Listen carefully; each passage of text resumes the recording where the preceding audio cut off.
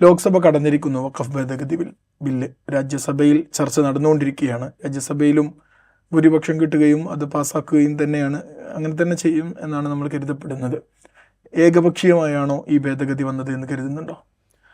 സാധാരണഗതിക്കാണെങ്കിൽ ഇത് ഏകപക്ഷീയമായി നടക്കേണ്ട ഒരു സംഗതിയാണ്. നമ്മളിപ്പോൾ ഈ 2014 മുതൽ 2024 വരെയുള്ള ലോക്സഭാ നടപടിക്രമങ്ങളൊക്കെ ഇപ്പോൾ നമ്മൾ നോക്കിക്കഴിഞ്ഞ് കഴിഞ്ഞാൽ നിയമങ്ങളൊക്കെ പാസ്സാക്കുന്നത് അങ്ങനെയാണ്, വളരെ ഏകപക്ഷീയമായിട്ട്. ചിലപ്പോൾ ചർച്ചയൊന്നും ഉണ്ടാവില്ല, ചിലപ്പോൾ പ്രതിപക്ഷത്തെ കുറേ പേരെ സസ്പെൻഡ് ചെയ്യുന്നു, എന്നിട്ട് ഈ ബില്ലൊക്കെ പാസ്സാക്കുന്നു. ഇങ്ങനെയൊക്കെയാണ് കണ്ടുവരുന്നത്. പക്ഷേ അതിപ്പോൾ ഈ നരേന്ദ്രമോദി പ്രധാനമന്ത്രിയായതിന് ശേഷം ലോക്സഭയിൽ കാണുന്നു, അല്ലെങ്കിൽ പാർലമെൻറ്റിൽ കാണുന്നു എന്നുള്ളതുള്ളൂ. നരേന്ദ്രമോദി ഗുജറാത്തിൽ മുഖ്യമന്ത്രിയായിരുന്നു, അത് ഗുജറാത്ത് നിയമസഭയിലെ പരിപാടി ഇത് തന്നെയായിരുന്നു. പ്രതിപക്ഷ അംഗങ്ങളെ മുഴുവൻ സസ്പെൻഡ് ചെയ്യുക, എന്നിട്ട് ബില്ലുകളൊന്നും ചർച്ച കൂടാതെ പാസ്സാക്കുക, ഇതൊക്കെയായിരുന്നു പരിപാടി. അത് തന്നെയാണ് 2014 മുതൽ 2024 വരെ വരുന്നത്. പക്ഷേ ഇപ്പോൾ മാറ്റം വന്നിരിക്കുന്നു എന്നുള്ളത് വളരെ പോസിറ്റീവായിട്ടുള്ള സംഗതി. അതുകൊണ്ട് തന്നെ വളരെ ഏകപക്ഷീയമായിട്ട് അത് പാസ്സാക്കി എന്ന് നമുക്ക് പറയാൻ പറ്റില്ല. അതിന് 10-14 മണിക്കൂർ ചർച്ച ചെയ്യേണ്ടി വന്നു. പല ഭേദഗതികളും പ്രതിപക്ഷത്തു നിന്ന് നിർദ്ദേശിക്കപ്പെട്ടു. ആ ഭേദഗതികളെക്കുറിച്ച് സർക്കാരിന് ആലോചിക്കേണ്ടി വന്നു, മറുപടി പറയേണ്ടി വന്നു, അതിന്മേൽ വോട്ടിടേണ്ടി വന്നു. അതായത് സർക്കാർ വിചാരിച്ച ബില്ല് തന്നെ ലോക്സഭയിൽ പാസ്സാക്കി എന്നുള്ളത് തർക്കമില്ലാത്ത സംഗതിയാണ്.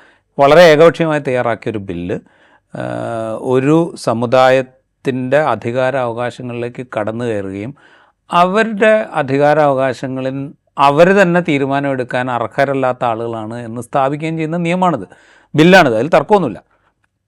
മുസ്ലിങ്ങൾ അവരുടെ വിശ്വാസപ്രകാരം നൽകുന്ന ദൈവത്തിങ്കൽ സമർപ്പിക്കുന്ന സ്വത്ത്, അതിൻ്റെ കൈകാര്യകർത്തൃത്വം അവർക്കില്ല എന്ന് പറഞ്ഞു കഴിഞ്ഞാൽ അതുപോലും അവർക്ക് ഈ രാജ്യത്ത് അനുവദിക്കുന്നില്ല എന്ന് കൃത്യമായിട്ട് പറയുകയാണ് ചെയ്യുന്നത്.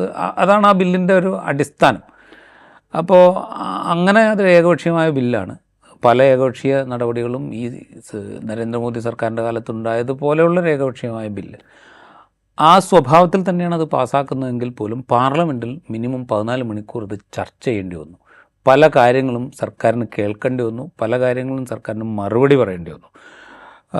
പ്രതിപക്ഷമാകട്ടെ ഏതാണ്ട് ഒറ്റക്കെട്ടായി നിന്നുകൊണ്ട് ഇതിൻ്റെ കുഴപ്പങ്ങൾ, ഒരു ഭൂരിപക്ഷ ആധിപത്യം ഉണ്ടാകുന്ന ഒരു സൊസൈറ്റിക്ക് സംഭവിക്കുന്ന വിപത്ത് എന്താണ് എന്ന് ചൂണ്ടിക്കാണിക്കാൻ ശ്രമിച്ചു.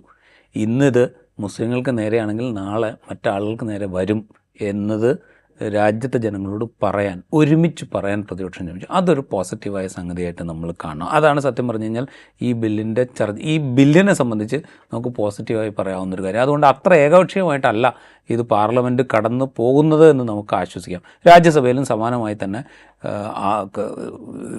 ചർച്ച ആവർത്തിക്കുമെന്ന് തന്നെ നമ്മൾ പ്രതീക്ഷിക്കണം. ലോക്സഭയിൽ 14 മണിക്കൂർ ചർച്ച ചെയ്തെങ്കിൽ രാജ്യസഭയിൽ 8 മണിക്കൂർ ചർച്ചയ്ക്ക് അനുവദിക്കാൻ അവർ നിർബന്ധിതമായിട്ടുണ്ട്. അപ്പോൾ അതൊരു പോസിറ്റീവ് സംഗതിയായിട്ട് നമ്മൾ കാണണം.